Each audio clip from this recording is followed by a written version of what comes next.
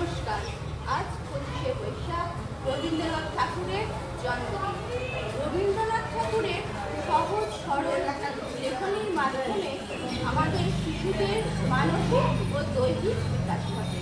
রবীন্দ্রনাথ ঠাকুরের সহজ সরল লেখনী শিশু মনেরও আনন্দ যোগায়। আজ বিশ্বকবি রবীন্দ্রনাথ ঠাকুরের 165তম জন্ম জয়ন্তীতে আমাদের ছোট ছোট প্লে গ্রুপের বাচ্চারা নিবেদন করছেন ফুলে ফুলে ঢোলে।